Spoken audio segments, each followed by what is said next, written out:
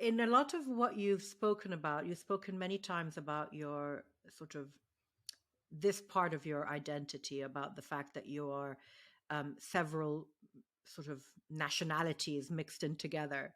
You very rarely talk about your mom. So you've talked a lot about your father. You've talked a lot about your Pakistani stepfather and his family, sort of by extension, and the world of growing up in an Asian home in the Yeah, UK. yeah. But you've I haven't read anything that you've said or heard anything you said about your actual mother, who's That's so Irish. interesting. Tell me about her. That's so interesting because I find that I always mention her in interviews. And I remember one time my mum said, "Stop mentioning me. Like I'm not that great." And obviously I told her that she was that great. And she's like, "I haven't done anything." And I did tell her she made me. So you did Exactly, something, that's enough.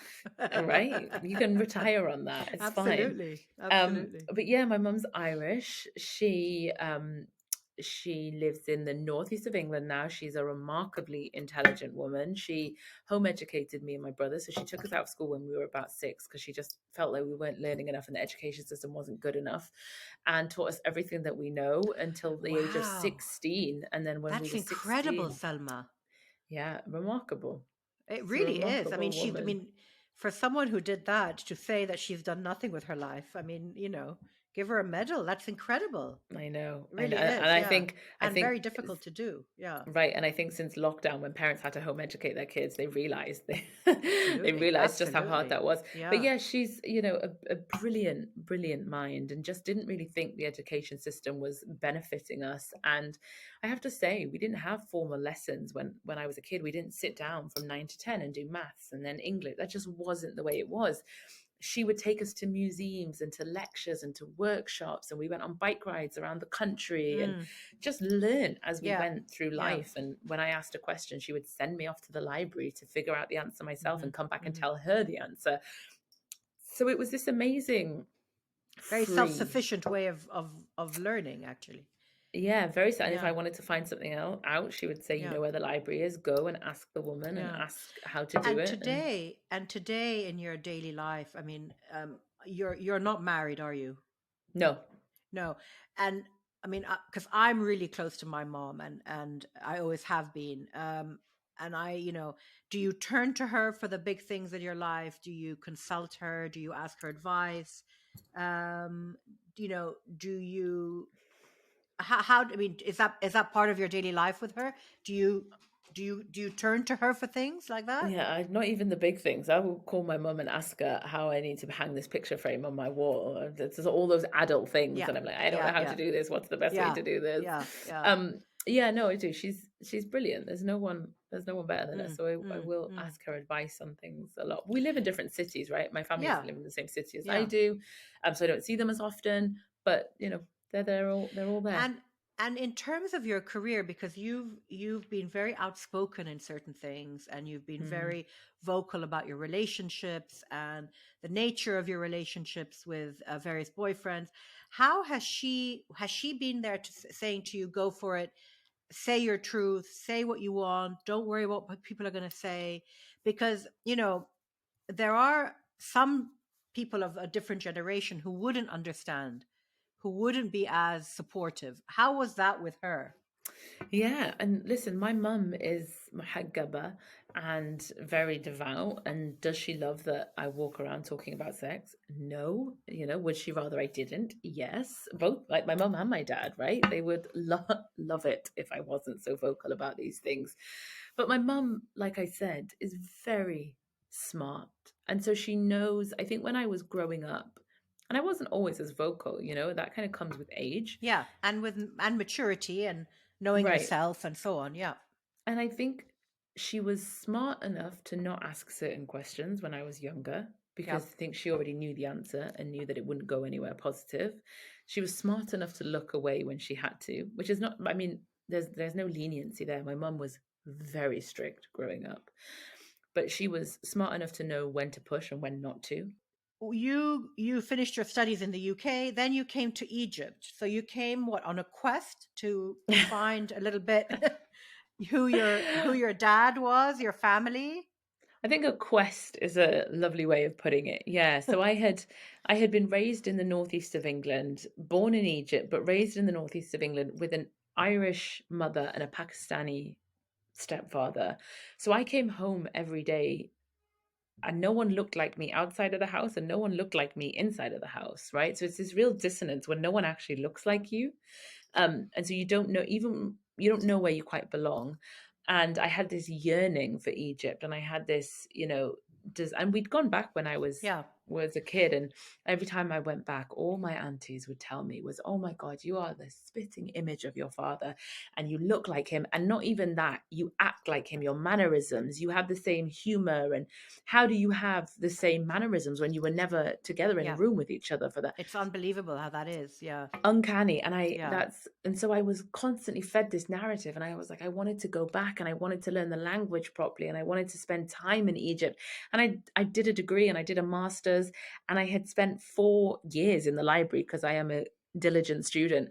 And so I thought, before I go into offices and my life as an adult, I need to go and have this Get it out quest, of your this system, basically, adventure. right? Yeah. You need to get it out of your So system. Yeah. right. And I was looking for something. I was Yeah. searching for a huge part of me, right? Some way that I could claim Egyptianness more, because I felt like I didn't have a valid claim to it because I didn't even speak the language properly. But were you searching for it, Selma, because you felt out of place in England? Well, the thing is, I've always been out of place. I'm Yeah. out of place in England because they see me as a foreigner. I'm out of place with my Pakistani community because I don't look like them and I don't speak the language either. And then I'm out of place in Egypt, عشان I'm Agnabiya, right? Yeah. So Yeah. I still don't fit. So, I mean, what it taught me was that I was still out of place, and that if I wanted to belong to this place, I was going to have to take it for myself, and no one was going to give it to me. And I would have to stand up and say, I'm Egyptian and I belong here, and this is my country. So I packed up my bags, I went to Egypt. I ended up in the desert between Scandria and Cairo, working in a horse ranch on this farm. Why did you do that? Can I just ask, what made you go and do that? You ask that like I'm a crazy person. Why would you do that? Which is a fair question. It's a fair question. Um, so I've always loved Were horse you riding. earthy? Were you No, outdoorsy? I'm a very outdoorsy person, and I like the outdoors, and I always loved camping and hiking, and I've Yeah. always been into that. And I liked horse riding. I'll tell you the truth, I hadn't done that much of it. We couldn't afford to ride Yeah. horses when I was like, we didn't have any money growing up, right? Right. No one was taking me to the stables on a Saturday Sure. morning to ride my Yeah. pony. That was not a reality. And so, but it was something that I had in my head and I wanted to do.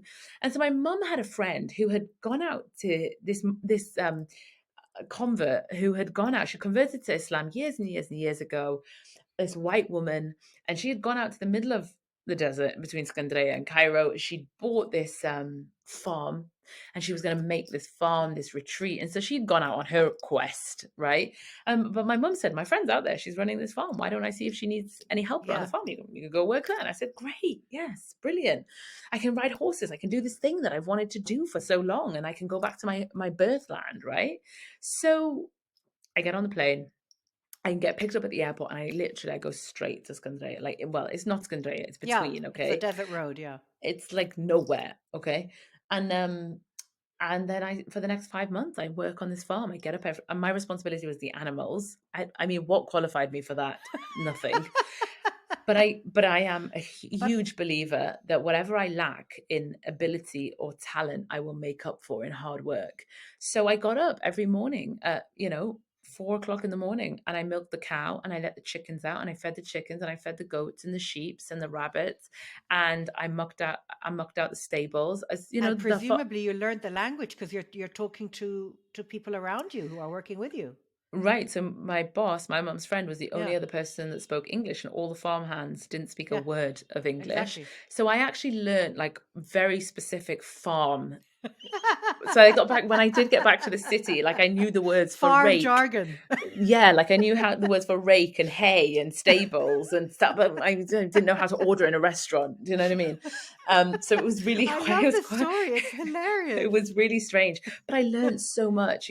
Someone sat there with me the first day and showed me how to milk this cow, and from then on it was my responsibility, sun up and sun down, to milk the cow and take the milk into the house. And that's everything we ate from the farm. So we had banana trees and fig trees, and Yeah. we grew onions and garlic. And if we wanted chicken for dinner, I learned how to get a chicken, Mm, slaughter it, gut it, pluck it, and cook it. I yeah. learned it from the So whole if cycle of it. if you get thrown on a desert island, you'll know how to survive basically because 100%. your I'm survival fine. skills are there. And Stay then with me. I yeah, will look after you. exactly. What was a turning point for you out of what you've spoken about so far? Was it coming to Egypt as an adult? So what of those the points you've spoken about? What do you consider to have been a shift for you, or that led you to your next point along the way? Yeah, I think coming to Egypt and working on that farm was incredible. But I think the real shift happened when I had moved to Cairo and I was living with my friends. And I guess I mean I didn't move out for university. So it was the first time I was living and paying bills and being responsible for myself in that way, and being alone in the world and being accountable, and having what I imagine people have when they go to university, and having this widening of the horizons, this widening of life, this thrilling experience. And I was in love with life. Life was beautiful and incredible. I was earning an expat salary. I was eating in the best restaurants. I was surrounded by friends and laughter, and it was an incredible Hmm. it was an incredible time. And I think that was a real turning point for me and my development and the person Yeah, that I was yeah. growing to A- be. And you've spoken about at this time of your life, you were in a relationship with an Egyptian. You were very in love, and then it turned sour for you. Yeah, so I think meeting him was a turning point. I met him when we were both kind of traveling back to the UK for summer. He's Egyptian, and we had a thrilling romance and fell in love. But he was controlling, and he was abusive, and he was manipulative, and those things didn't take long to start coming through. And then suddenly, as quickly as I had become this new person that I had grown into, I then became someone else, right? I became someone who was scared and worried, and watched my words and watched what I said and who I talked to, and how much I smiled at a guy just in case that was misconstrued into something. I stopped telling my male friends that I missed them back home, because that had been overheard on the phone once, and that did not end well. Um, and I became a different person once more. And I was in that relationship for um, about 2 years. And there was another turning point when we both decided, and we lived together in Cairo. And there was another turning point when we both decided, and he was born and raised in London, but Egyptian Aslan. And we decided that it was time to come home, because political unease can only get you so far. And I was really aware that I was having a good time, but I was aware that I wasn't progressing my life, that I wasn't learning anything new. I already knew that teaching was not for me, and that was not a profession that I was going to stay in. Um, I mean, milking the cow was easier than teaching, I tell you that much. And so I was so aware that I wasn't developing, and I am hungry to always develop. If I spend a whole year and I am the same at the end of that year as I was at the beginning, I know that I have failed and I've wasted a year. So I knew that I wasn't developing. So we decided to go back home. I moved back in with my family for a while I was looking for work in London. I got a job eventually in London, and I mean, the relationship had deteriorated so much over this time and was so abusive and nasty and cruel. And by the time I moved to London, which was when we were going to get engaged, that was when he told me that it was all over, and that for no reason at all. Um, and then a month later, he was married. So that was another turning point. So let's talk a little bit about your first novel. Yeah, It's written from the point of view of, is it three or four characters? three. Yeah, three Three women. characters, three women. Tell me about it. How did you think it up? Tell me about the book. Well, this book started, I think I wrote the first sentence when I was living in Egypt. and searching for a way to put this Eid story on the sex. page. Eat Eid sex. sex. There you go. That's There you the are. thing that we all have questions about. Um, do you know what this book was born years before? So I did my masters when I was so I did my degree in literature, and then I did a master's in uh, children's literature. And I specifically looked at young adult literature, and my thesis was all about the representation of Muslims within literature. And I looked across the Western world, so America, New Zealand, Australia, the UK. What do those stories say about Muslim kids or Muslim women and Muslim men? What's the narrative? And obviously, you already know it was awful, it was terrible, it was shocking. And I remember thinking, well, this isn't me and my girlfriends. This isn't us at all. And so I'm going to write the story. I'm going to write the real story. And I always knew I wanted to be a writer. I always knew I wanted to write novels. And I said, this is going to be the first one. This is going to be where I start, because this is bullshit and this isn't our lived experience and this isn't how we live. And I want to see us on the page. We don't exist anywhere on the page. And I was a kid when 9/11 happened, and I was so aware of the shift in society and the narrative and how often we now got shouted at in the street in comparison. 9/11 changed my life, as it did How old were you, many. Selma, at the time? Oh my God, you're going to have to do the math. I can't even remember how. If I'm 34 now, What? Yeah. What? Okay, we'll figure it out later. we'll figure that But out. you were like what, 11, 12, something like that. Zupt. Yeah. Yeah. Yeah. Yeah. Yeah. Yeah. Yeah. Um, and so I was aware of it. I remember where I was when I was Mm, watching it. I yeah. remember getting the news. Um, and it changed my life as it did many other kids. And life got so much harder then. And especially living in the northeast of England. I wasn't living in London. It wasn't multicultural. I Yeah. was the darkest You thing were the on the only one train, there. Yeah. right? Yeah. Yeah. So life just got very hard at that point. And I remember thinking when I was in university, life is so hard for us because we have no positive representations in media, in film, in Hollywood, on TV series, in our pages of our literature. And so I thought, I'm gonna write it in. There's that Maya Angelou quote, if there's a story that you want to read that's not written, then write it. And so I thought I'd better write it. And that's why I decided to start with this book, with three Muslim women who were ambitious and hungry and had passions and big dreams. And they wanted to go off and do all of those things. And they were in love and falling in and out of love. And they were sexual, and they had a hunger for more in this life. And they just so happened to be Muslim. The fact that they were Muslim wasn't the main narrative, wasn't the reason that they were in the story. They were three women like any other women around the world dealing with things women do. They just happened to be Muslim as well. And what's the new book about?